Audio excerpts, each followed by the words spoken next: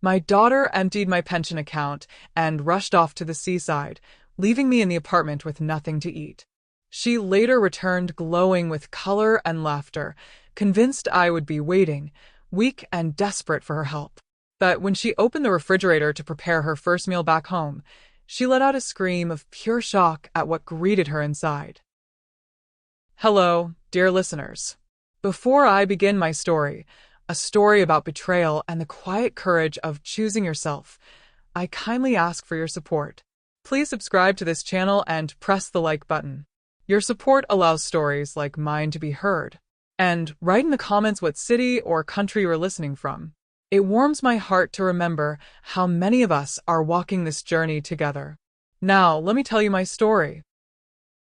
The front door had slammed shut 3 hours earlier, yet the sharp floral scent of Maribel's perfume still hovered stubbornly in the hallway.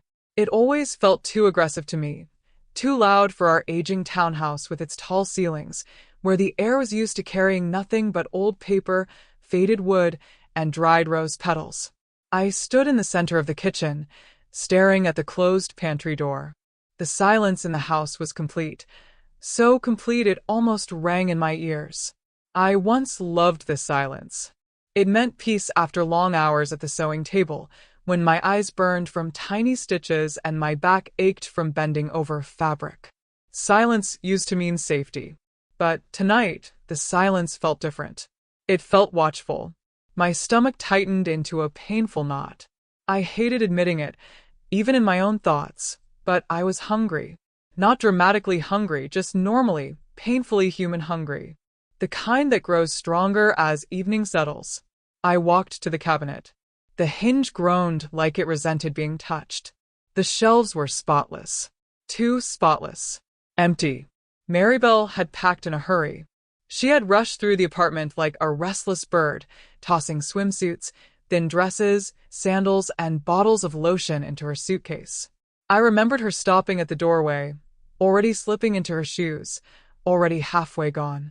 Mom, give me your pension, just in case the ATM doesn't work or something. But Maribel, I said softly, feeling a cold wave pass through me. That's my entire pension. What will I live on for 2 weeks? Oh, don't start, she sighed, rolling her eyes as she pulled the pension from my hand. You have cornmeal, don't you? Cook it, add butter. It's delicious. And it's healthy. Doctors always recommend light food for people your age. Stop creating problems. I deserve this vacation. And she walked out. She flew away to California, to sunlight, to beach music, to drinks with bright umbrellas, taking my money, my peace of mind, and, as I would soon discover, my food. Cornmeal. Yes. She had mentioned cornmeal. I reached for the glass jar on the top shelf. I had written the label myself more than 20 years ago. The jar felt strangely light. I opened it. At the bottom lay a thin layer of dust and a few lonely grains. Not enough for a bird. Certainly not enough for a woman. She had lied. Or worse, she simply hadn't cared. She never bothered to check if there was food before deciding I could survive on nothing. She spoke words only to calm me, then erased me from her thoughts the moment she ordered her ride. My chest turned cold. Not from the air. From understanding. The kind of understanding that arrives when you realize the child you carried, fed, and protected is not only selfish, they are capable of cruelty. I closed the jar and placed it back on the shelf. The sound of glass against wood echoed through the kitchen like a warning shot. I had to find something. Maybe coins. Maribel always scattered coins everywhere, letting them fall from her pockets onto furniture and floors. I walked into her room. Chaos ruled there. Clothes lay on chairs. Lipsticks lay open on the dresser. Receipts covered the carpet. I searched slowly, carefully, under magazines, inside drawers and bowls. Nothing. Then I noticed a crumpled paper near the trash bin. I bent down and picked it up. It was her hotel booking and flight confirmation. I flattened it on the desk. The letters blurred before my eyes, but one number stood out instantly. Bold. Dark. Cruel. The amount she had spent on 2 weeks of pleasure equaled 3 months of my pension payments. 3. I stood in the half-dark room, feeling the walls press closer. I thought of the years I repaired the same stockings, the coats I remade inside out, the clothes I had worn since my youth, the fruit I denied myself so she could have better shoes, better bags, better trends. Mom, this is what everyone wears now. I left her room and closed the door firmly behind me, as if cutting myself away from that scent of carelessness and betrayal. The living room greeted me with silent dignity. Streetlight filtered through heavy curtains, touching my furniture with soft gold. And there they stood, my treasures, my chains, the antique walnut sideboard, massive, carved, and heavy as a gravestone. Behind the glass doors of the cabinet, crystal glasses and delicate Marseilles porcelain rested in quiet dignity. A full dinner set for 12, a set we had used perhaps twice in our entire lives. This is for Mary Bell's wedding, I used to whisper to myself whenever I dusted it. The wedding never came, but the dishes kept waiting, faithful and untouched. On the side table stood a silver tea service passed down from my great-aunt, polished so often it reflected my tired face back at me. Beside it sat a small jewelry case filled with brooches and rings I never wore. Where would a woman like me wear such things? Better to save them for children who might one day want them. In the hallway closet hung long fur coats, carrying the heavy scent of mothballs. Mary Bell called them dead animals on hangers and laughed. But I knew their true value. I slowly turned in place, looking at my living room. This was not a home. It was a museum. The Margaret Museum. And I was not its owner. I was its unpaid caretaker. A caretaker who shuffled across the floor in worn slippers, wiped dust from priceless objects, and went hungry so that one day someone else could take everything without even offering a thank you. My stomach growled again, sharp and disloyal. But this time, another feeling rose with it. Was it anger? No. Anger burns. This was something colder. Clear. Sharp. Unmistakable clarity. I walked toward the coffee table where a pile of old newspapers waited. Mary Bell always mocked me for keeping them. Trash, she would say. Why do you keep junk? But I knew that inside those pages was something I had been avoiding. I had seen the advertisement a week earlier. I had even circled it in pencil, pretending it meant nothing. Now I searched slowly through the stack. There it was. The city bulletin. The private listings page. The red pencil circle was faint in the evening light, but I remembered every word. Mr. Hargreave. Buyer of antiques, porcelain, silver, rare items. Honest appraisal. Home visits. I lifted my eyes to the telephone. An old rotary phone. Reliable. Patient. Cornmeal, you say? I whispered softly into the room. I lifted the receiver. The dial tone hummed calmly, steady as a heartbeat. I began turning the dial. Each number felt heavy. Each click sounded like a lock opening inside my chest. Finally, the line rang. Yes, a man's voice answered, low, slightly rough but polite. I inhaled the dusty museum air around me. Good evening, I said, surprised by the strength in my own voice. Is this Mr. Hargreave? My name is Margaret. Do you purchase antique silver flatware? Yes, he replied, suddenly attentive. What era? I looked at the empty velvet box where one spoon should have been, then toward the cabinet. Early 20th century, I said. I would like to sell it tomorrow. Mr. Hargreave arrived exactly on time. At 9 sharp, the doorbell cut through the morning silence, so suddenly that I flinched. I had not slept. I had spent the night sitting in the armchair facing the cabinet, like a guard protecting treasure before surrender. But I was no longer guarding against poverty. I was guarding against my own obedience. I opened the door. A man around 60 stood on the step, wearing a clean gray coat and thin metal glasses. He looked calm, intelligent, and dignified. But his eyes were alert, the eyes of someone who judged not only objects, but people. Mrs. Margaret? He asked gently. I am Harold. We spoke yesterday. Please come in. You can keep your shoes on. He stepped inside. His gaze slowly moved across the walls, the paintings, the heavy furniture. He had expected to see a poor old woman with cheap trinkets and false hopes. Instead, he saw history. His eyebrows lifted slightly. You have a very unusual interior, he said carefully. This isn't an interior, I replied quietly. It's storage. I walked to the cabinet and pulled out the heavy velvet case. The latch clicked softly. I opened it. On the deep green lining lay 12 silver spoons. They were large, heavy, and beautifully engraved. Vine patterns twisted around the handles. Old family initials intertwined in elegant curves. Maribel loved them. She often touched them gently and said, "When I get married, Mom, we'll use these every anniversary for dessert." They were meant to be her dowry.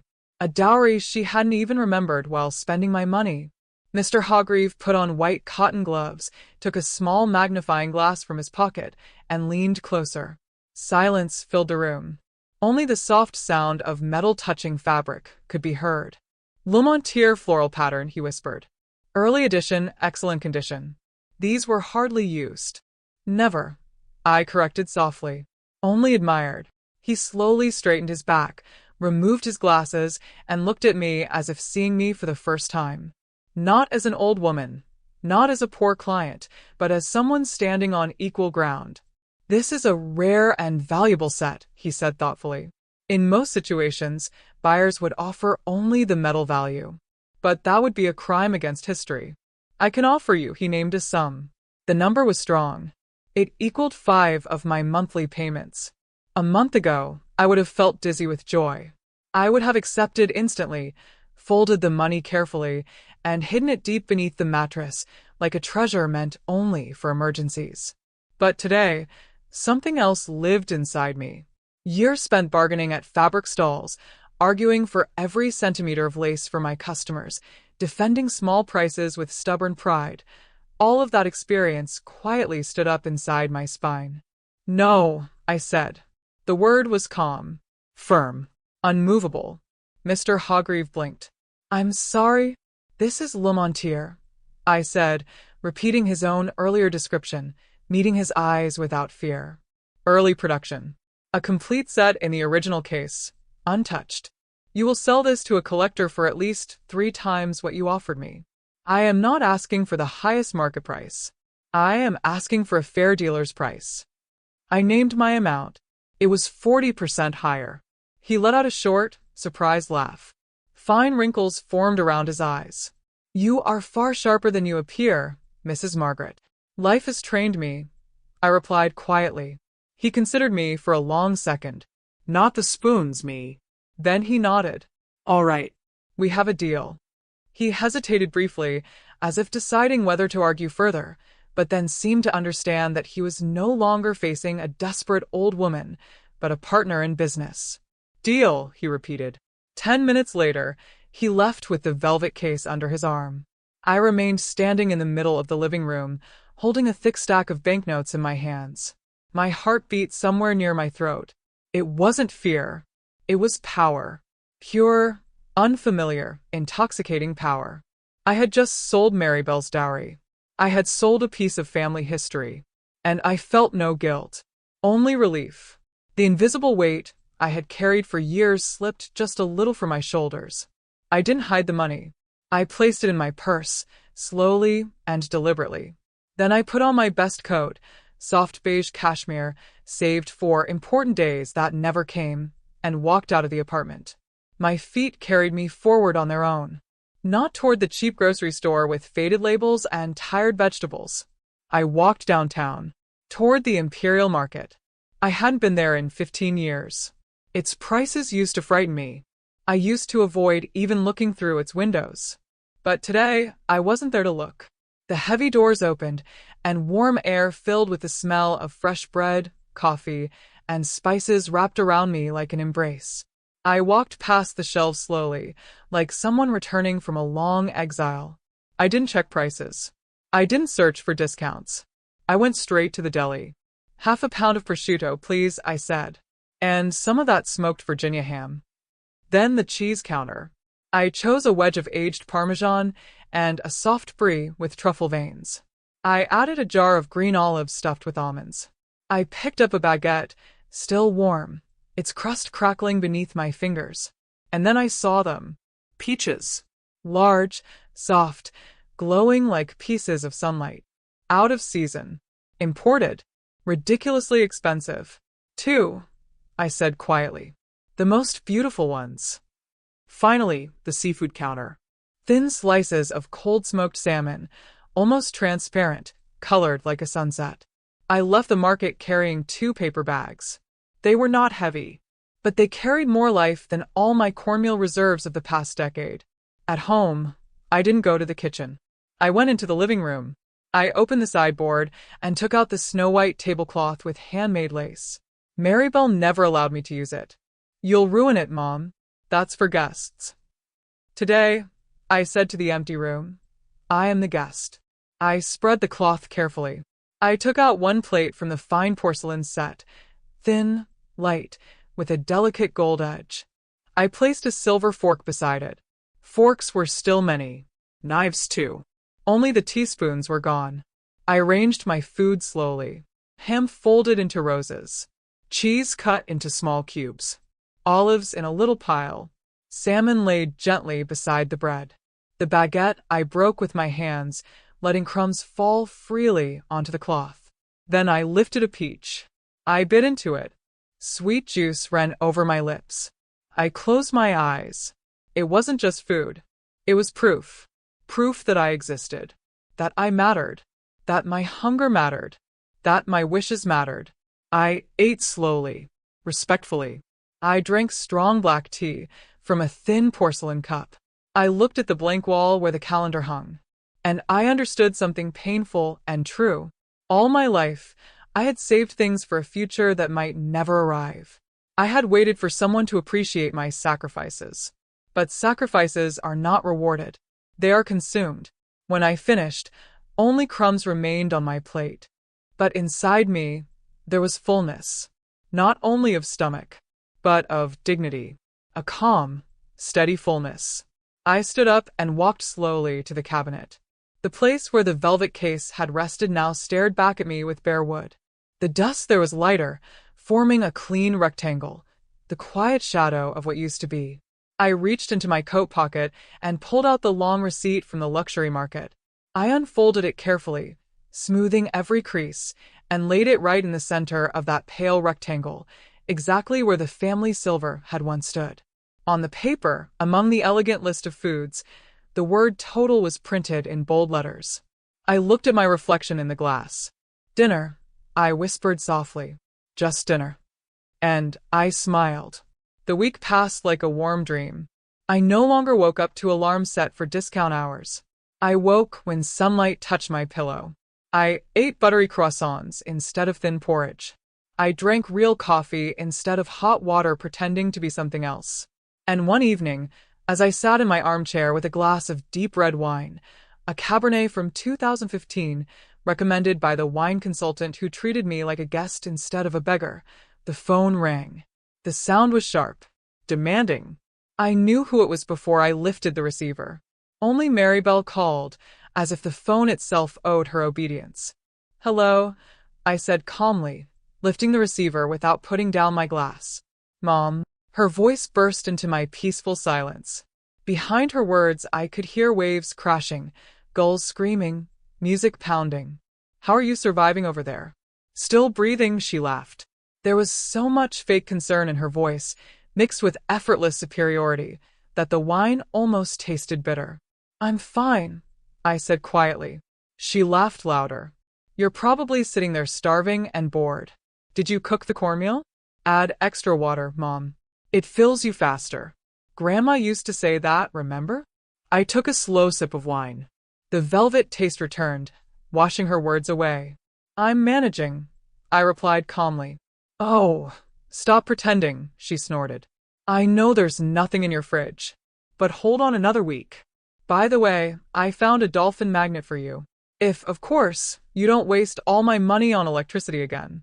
You always forget to turn off the bathroom light. She spoke to me like to a careless child, like to a burden.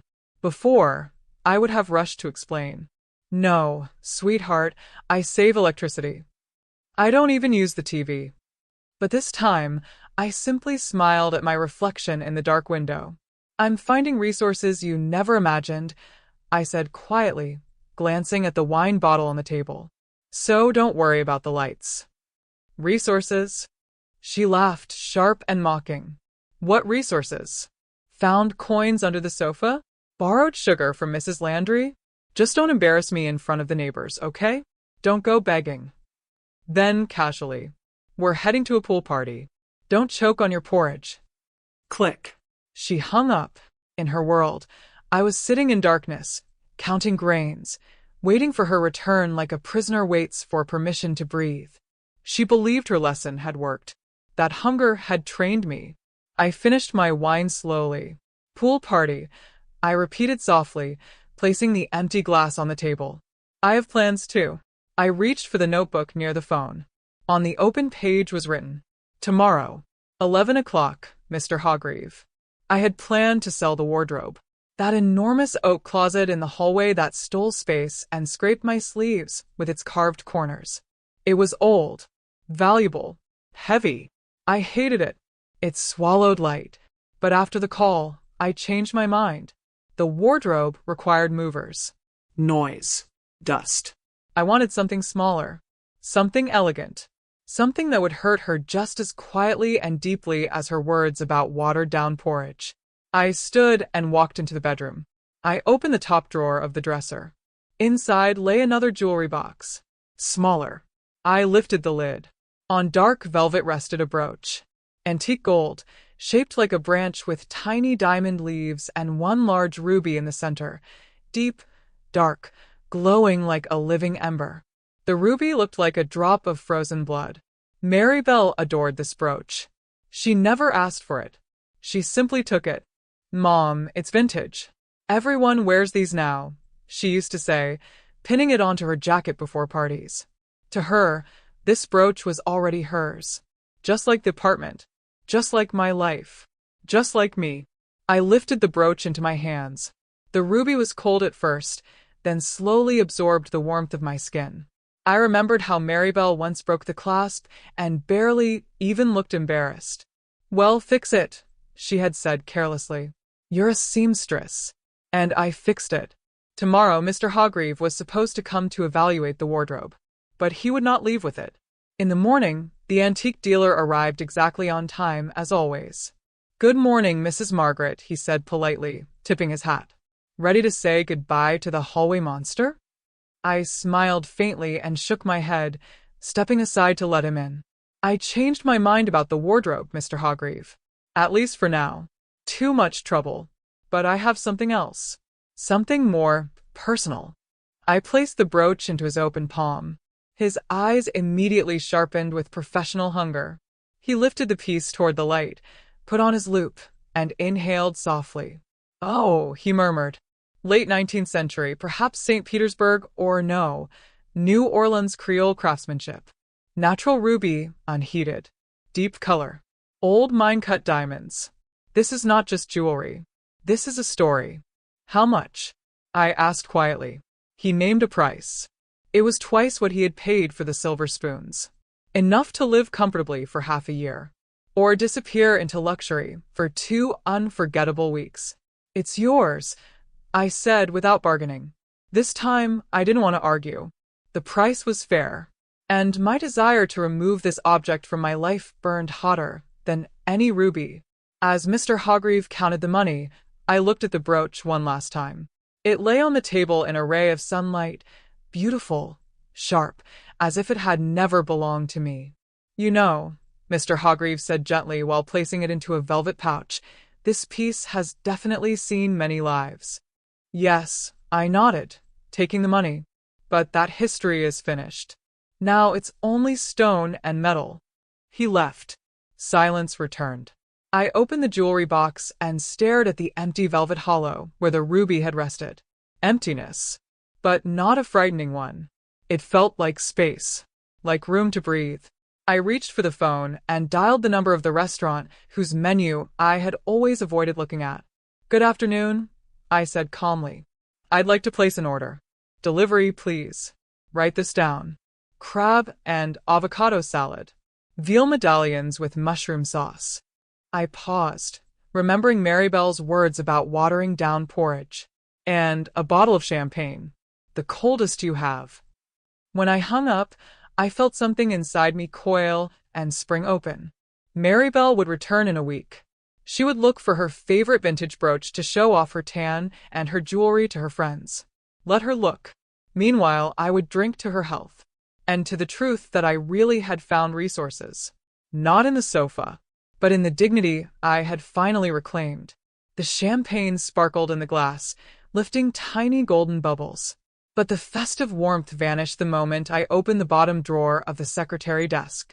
I was looking for the certificate of authenticity for the painting in the living room, a river landscape by an unknown 19th century artist. Mr. Hargreave had hinted that papers would double its value. The drawer was stuffed with chaos. Old receipts, warranty papers for broken appliances, manuals for irons and hair dryers, Maribel's paper graveyard. I began sorting through them irritably, pushing aside useless pages. Then my fingers touched a thick plastic folder hidden deep underneath a pile of old-fashioned magazines. It wasn't mine. I never bought anything in such loud, aggressive red. I pulled it into the light. Inside were several stapled documents. On top lay a cheap brochure. Blurry photos. Fake smiles. Old people, smiling pensioners. Restful Meadow State Facility for Veterans and Seniors. The name struck a nerve. I had heard it before. Miss Bernadette from next door had once whispered terrible things about it. About the smell of bleach and boiled cabbage. About rude nurses. About residents lying for days staring at ceilings because no one cared enough to notice. It was a state institution, the cheapest one. A place where people were sent not to live, but to wait. My hands began to tremble. I pushed the brochure aside and lifted the next paper.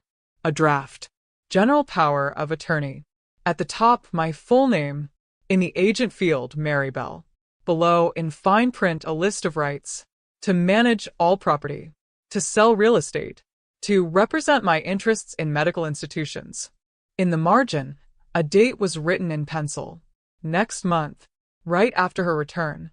The room tilted. The champagne bubbles burst silently in the glass. And for the first time I understood. She wasn't just training me to be obedient. She was preparing me to disappear. I grabbed the edge of the table so I wouldn't collapse. The air in the room thickened, as if it had turned into syrup. Breathing became difficult. This was no longer simple selfishness. This was a plan. A cold, deliberate, carefully prepared plan. She wasn't just waiting for me to die to inherit everything. She was tired of waiting. She had decided to remove me. To send me into Restful Meadow like an outdated piece of furniture sent to a landfill. To free the apartment. To sell the antiques. To live easily on my money while I rotted quietly in a state ward. She had smiled at me. Taken my pension money. Gone to the sea at my expense. Already knowing that in a month she would erase me from my own life. Tears did not come. Instead, a fury rose inside me so violent, so blinding, that for a moment I thought I would scream. But I didn't. The fury cooled. It sharpened. It turned into action. If before I sold things simply to survive, to eat, to taste life a little, now this was no longer survival. This was war. I shoved the folder back into the drawer, leaving it half open. Let it remain there like a wound that must not be forgotten. Then I grabbed the phone. The ringing stretched endlessly. "Mr. Hargreave," I said when he answered. My voice sounded like a steel wire pulled tight. "It's Shelly. Have you gone far?" "I'm still nearby," he replied, surprised. "Did something happen? Did you find another treasure?" "I found a reason." I cut him off. "Come back. And bring a truck. We are clearing everything out." "Everything?" His voice wavered. "Mrs. Margaret, are you certain? That is a serious step." "Absolutely," I said calmly. "I'm selling the painting, the clock, the rug, and the entire service in the buffet. Everything that has value. Comes immediately." The next 2 hours passed as if inside a dream. Mr. Hargreave arrived with 2 strong men. They worked quietly, respectfully, as if they were dismantling not an apartment, but a shrine. The river landscape was lifted from the wall, revealing a pale rectangle beneath. The grandfather clock, whose chimes had measured half a century of my life, was silenced and wrapped in soft plastic. The Persian rug, faded but noble, was rolled into a massive cylinder. Piece by piece, my past left the room, and with every item carried out, I felt lighter, as if they were not removing furniture, but stones from my chest. The apartment was becoming open. Bright. Alive. No longer a museum, just a home. Mr. Hargreave counted money, wrote receipts, recalculated again. The sum grew and grew. It became indecently large for someone living on a pension. "Are you sure you won't regret this?" he asked quietly when the last porcelain box was carried away. "I will regret only one thing," I answered, looking at the empty wall. "That I didn't do this sooner." When the door finally closed, the hallway echoed with emptiness. In my hands was a bag full of money. A fortune. I did not hesitate. First, I called a cleaning company. I needed deep clean. Windows, walls, ceilings, floors. Everything. "I want this place to smell of freshness, not old age. Can you come today? I'll pay double." The dispatcher gasped, then agreed instantly. Then I opened the website of an elite gourmet boutique, the kind that delivered to politicians, actors, and billionaires. I scrolled without looking at prices. Black caviar. Beluga. 4 ounces. 8 ounces. Add to cart. White truffles. Seasonal. Add to cart. Foie gras. Whole duck liver. Add to cart. Vintage champagne. Dom Perignon. Add to cart. Exotic fruits. Dragon fruit. Mangosteen. Papaya. Add to cart. Cheeses. Cured meats. Handmade chocolates. I clicked and clicked until the total exceeded the cost of my yearly stay at Restful Meadow. "Delivery today," I told the operator calmly. "As soon as possible." By evening, the apartment glowed. The windows shone like mirrors, letting in the golden sunset. The air smelled of lilies and expensive detergent. I ordered a massive bouquet simply because beauty was allowed now. The doorbell rang. 2 couriers stood outside, struggling with enormous thermal boxes. We went into the kitchen. The old Kelvinator refrigerator hummed in the corner like a tired tractor. I opened it. Inside, clean, empty shelves. A lonely bulb. "Load it," I commanded. They obeyed. Blue tins of caviar lined the top shelf like medals. Golden butter and truffle packages followed. The middle shelf filled with cheeses and cured meats. The vegetable drawer bloomed with strange, bright fruits. Champagne bottles slid into their rack. The refrigerator was no longer empty. It was rich. Heavy. Alive. The shelves sagged slightly under the weight of luxury. There was enough food here to feed a small army, if that army ate only delicacies. "Anything else?" one courier asked, wiping his forehead. "Yes," I said calmly. "Try to fit that box of Belgian chocolates onto the door." When they finished, the refrigerator was packed to the gills. There was no space left, not even for a matchbox. This was no longer a fridge. It was Alibaba's cave, only edible. I paid, added a generous tip, and closed the door behind the couriers. Then I walked back to the refrigerator. I placed my hand on the handle and opened it. The bulb flared softly, reflecting in the golden foil of the champagne bottles, in the glossy black lids of the caviar tins, in the moist skins of exotic fruits. The cold air that spilled out smelled not of soup, not of medicine, not of old age, but of wealth. I stood there for a long moment simply looking. This was my answer. My shield. My sword. Maribel wanted to send me to the scrap heap, so she could inherit my life. Well, the inheritance was now here, chilled, preserved, ready for consumption.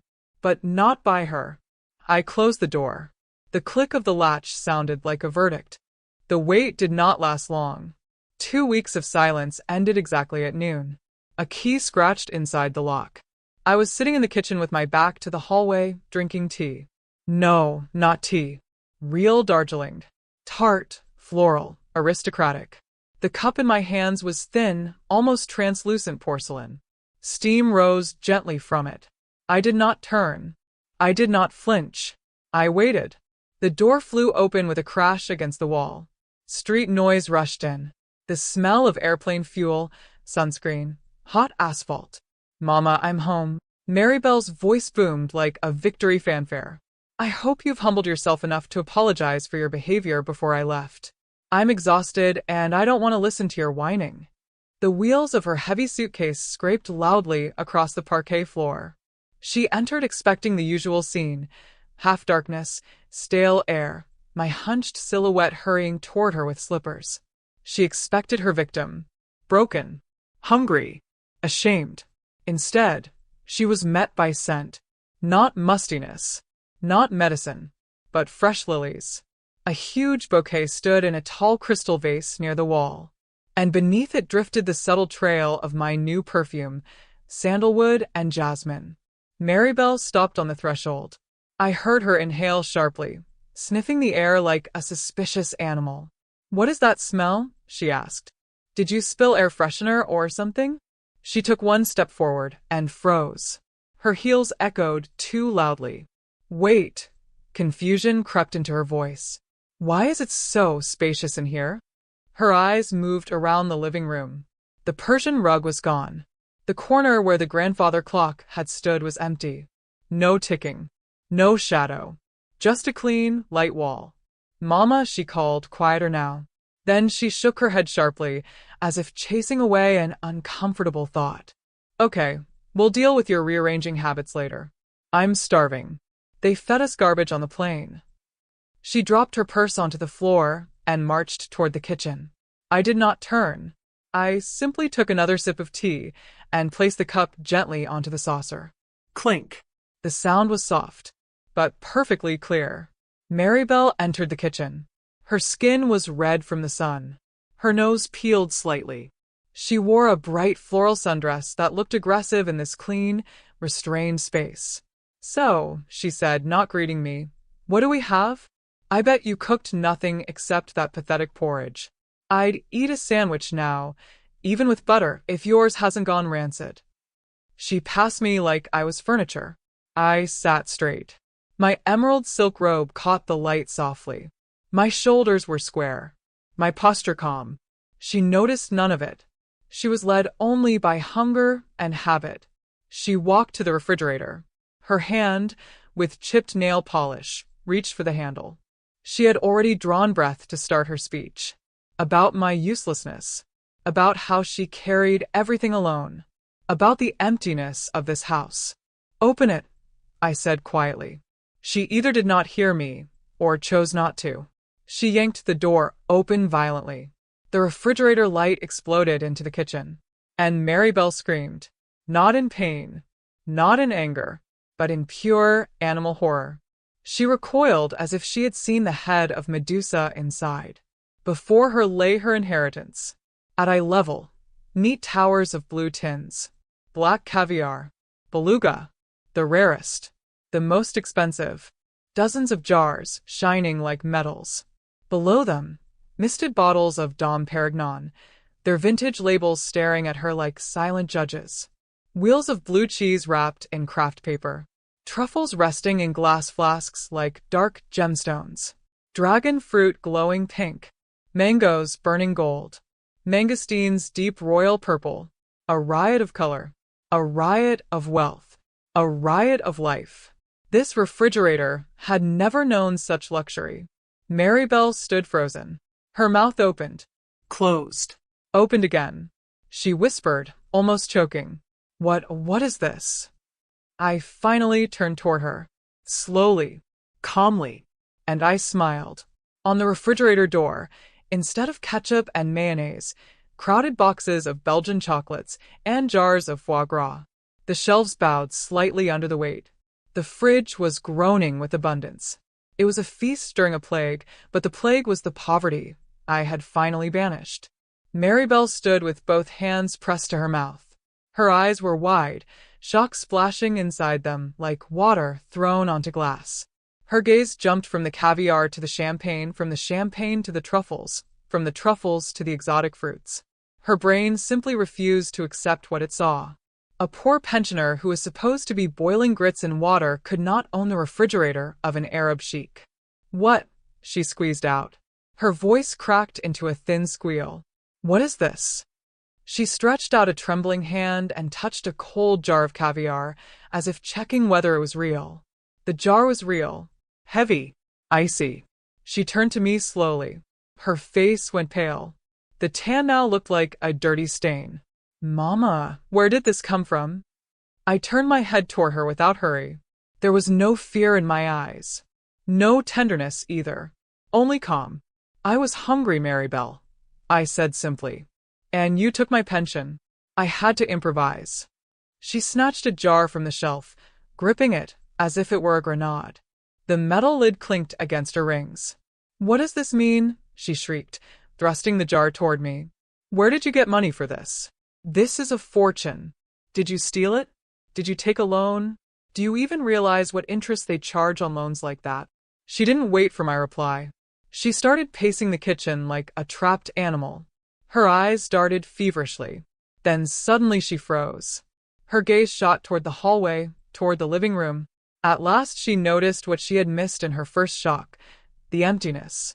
She dropped the jar onto the table. It rolled with a loud crash, nearly knocking over my cup, and she ran into the living room. I heard drawers opening, closet doors slamming. Then her scream tore through the apartment. Where's the jewelry box, Mama? She ran back, holding the empty velvet spoon case. It hung open like the mouth of a dead animal. Her chest rose and fell sharply. The ruby brooch. The clock. Mama, where's the clock? Her eyes raced around the room now, finally seeing everything. The pale rectangles on the wallpaper. The naked corner where the clock once stood. The bare parquet, where the rug had been. We've been robbed, she whispered in horror. Lord, while I was gone, you let someone in. You forgot to lock the door. We have to call the police immediately. She grabbed her phone with shaking fingers. No police, Maribel, I said. My voice was quiet, but in her hysteria it sounded like cold water poured over her head. I set my cup down on the saucer. Clink. A short, sharp sound. A period. What do you mean, no police? She stared at me as if I were insane. Don't you understand? They took everything. Everything valuable. It's worth millions. Nobody stole anything. I looked straight into her eyes. I sold it. The phone slipped from her fingers and hit the floor. Sold it, she whispered. The words sounded foreign to her. To whom? Why? I told you. I was hungry. I stood and walked to the table, where the jar of caviar lay. I picked it up, enjoying its cool weight. You took my pension, Maribel. You left me an empty grits jar. And a person has to eat. So I made a decision. I paused deliberately. I decided to eat your brooch for breakfast. On toast with butter. It tasted excellent. And yesterday, I drank the grandfather clock. Mahogany has a surprisingly rich aftertaste, especially when it's washed down with Chateau Margaux. The meaning finally reached her. I saw the gears in her head grinding, connecting the dots. Empty walls. Full refrigerator. My calm face. Her expression changed. Shock gave way to rage. Rage gave way to realization. She looked at the jar in my hand not as food. She looked at it as liquid gold. As her apartment. Her car. Her comfortable future. Which I had just turned into an appetizer. You, she hissed, stepping closer. You ate my inheritance. You ate through the antiques. Are you completely out of your mind? That was my money. Mine. I saved it. You saved it? I chuckled softly. You didn't even wipe dust off it, Maribel. You just waited for me to disappear. You're insane, she screamed. Senile. Old woman. How could you? It's family history. Memory. Memory? I interrupted calmly.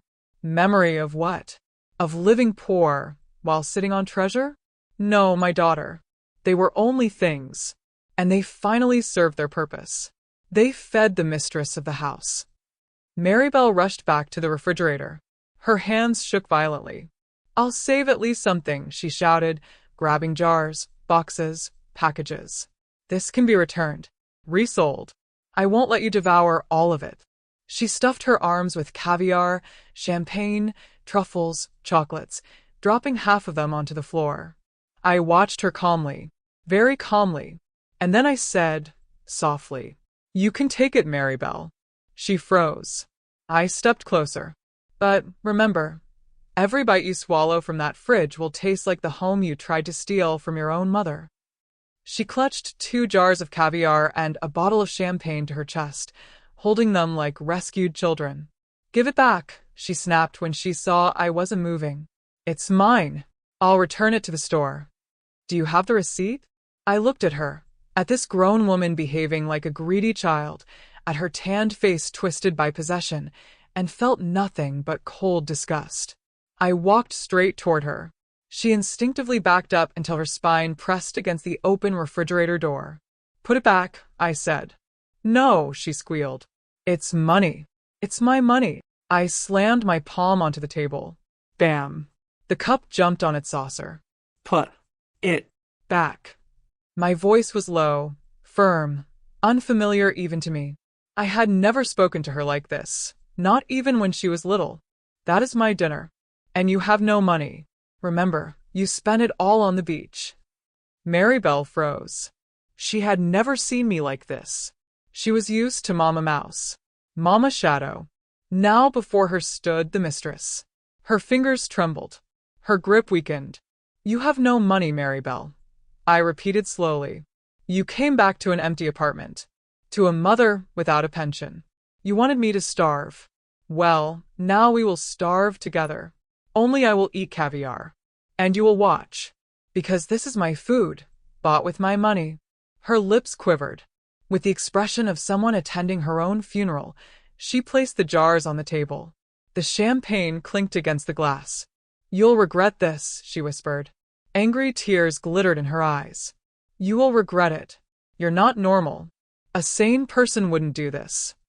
She straightened, and a new, frightening determination appeared on her face. "I am calling a doctor right now. You are dangerous to yourself and others. You're selling property in a fit of madness. You need treatment, and all transactions will be declared invalid." She rushed from the kitchen, grabbing her phone on the way. "Hello, 911. I need psychiatric emergency assistance. urgently. My mother is having an acute psychotic episode." I remained seated. No fear. I took the jar of caviar she had just held and calmly opened it. The click of the lid sounded like a starting pistol before the final race. "Try it," I said softly, scooping black pearls onto a spoon. "Try to prove it." 20 minutes later, the doorbell rang. Maribel darted around the hallway like a wounded animal, peering through the peephole, clutching her phone, breathing in sharp bursts. Finally, she threw the door open. "Come in quickly. She's in the kitchen." She is completely inadequate. But instead of paramedics in white coats, Miss Bernadette stood on the threshold in her eternal floral house robe.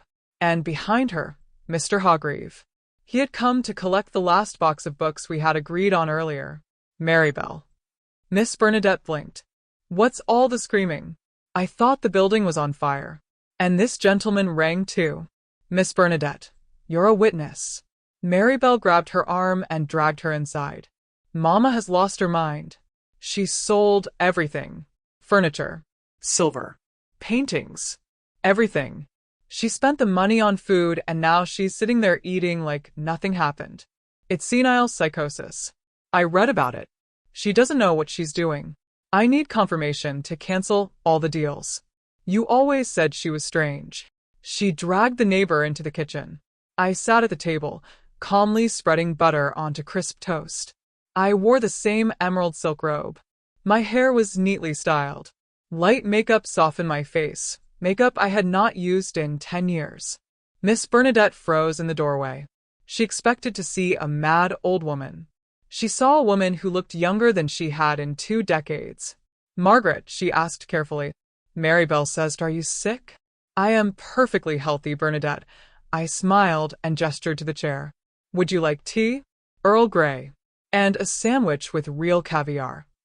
Bernadette stared at the table. "With caviar?" she whispered. "She doesn't understand." Maribel screamed, stomping her foot. "Don't you see? She wasted a fortune on delicacies. This is a clear sign of dementia." loss of financial judgment. At that moment, Mr. Hogreave entered the kitchen. He cleared his throat politely.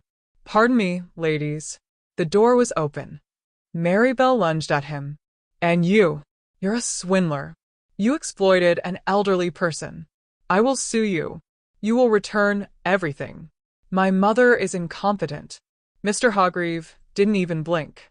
He calmly placed his briefcase on a chair, took out his glasses, and put them on. "Incompetent," he repeated softly. "Allow me to disagree. I have worked in the antique trade for 40 years, and I can assure you, your mother is one of the sharpest, most calculated negotiators I have ever met."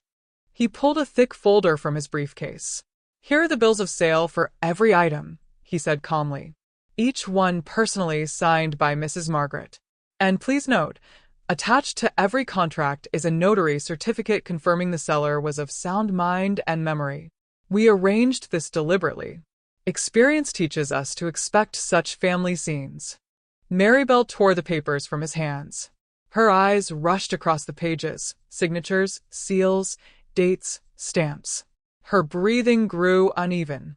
Everything was perfect, legally untouchable. Her fingers trembled. But she's eating the money," she blurted out. "That's not normal." "And what is normal, Maribel?" Miss Bernadette suddenly asked. She was already seated at the table, chewing a sandwich with honest pleasure. "Margaret saved every penny on you her whole life," she continued, swallowing. "She wore the same coat for 10 years, the same shoes.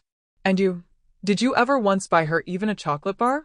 And now she finally sells her own belongings to live like a human being, and suddenly she's crazy." The apartment was her last hope, her last illusion of inheritance, and she was too afraid to lose that as well. She disappeared into the big city, renting a room somewhere, trying for the first time to live on her own money. I looked at the room through the balcony glass. It was almost empty. No heavy wardrobes. No dark corners. No oppressive clutter. Only light. Space. And a few things I loved. My floor lamp. A comfortable armchair. Books. I was no longer the curator of a museum. I was the owner of a home. I picked up a glossy brochure from the table. Mountain Spring Spa Resort. Snowy peaks. Hot springs. Smiling people wrapped in white robes. A whole month. I could afford an entire month. The money from selling the silver spoons and that awful rug I hated burned in my pocket, not to be stored, not to be protected, but to be turned into memories, into life. I raised the sandwich. The bread crunched softly. The salty fish mixed with the sweetness of butter. I closed my eyes, and suddenly I knew that taste. Strange, but familiar. It was the taste of my diamond earrings, the ones my husband gave me for my 30th birthday. Heavy cold, pulling down my earlobes. Worn only on holidays. Feared. Protected. Now I was eating them. And they were delicious. I took a sip of coffee. Bitter. Hot. Like the tears I never cried when I found the nursing home papers. I smiled. Openly, sincerely, turning my face toward the autumn sun. This was the taste of freedom. The taste of not owing anyone. The taste of knowing that my life belongs to me, until the last breath, until the last penny, until the last crumb. I took another bite, and it was the most delicious bite of my entire life. And that is the story, dear listeners. A story about the moment when patience finally overflows. When a person stops living for others, and chooses themselves. Now tell me, did Margaret do the right thing? After all, she deprived her daughter of an inheritance. Our society teaches us that parents must give everything to their children, even the last shirt from their back. But where is the line? Where does sacrifice end and parasitism begin? Maribel didn't just live off her mother. She planned to betray her in the cruelest way. Did she deserve this lesson? Or was Margaret too harsh, sending her own daughter into the street? How often do we turn our lives into museums for someone else, saving joy for later, for a rainy day, for children who may never appreciate it? Write in the comments if you've faced similar choices. Could you act as decisively as our heroine? If this story touched your heart, Please like this video. Your support means more than you know. Subscribe to the channel so you don't miss new stories. We have many more stories ahead about strong people, difficult fates, and brave choices. And please share the story. Someone right now may need to hear these exact words. You owe nothing to anyone except yourself. Did you like the story? And which city are you listening from? Thank you for your warm support. I'm waiting for your thoughts in the comments. On the screen, you'll see 2 more powerful life stories I highly recommend. There is so much more on this channel. Don't forget to subscribe. See you in the next life story. With love and respect.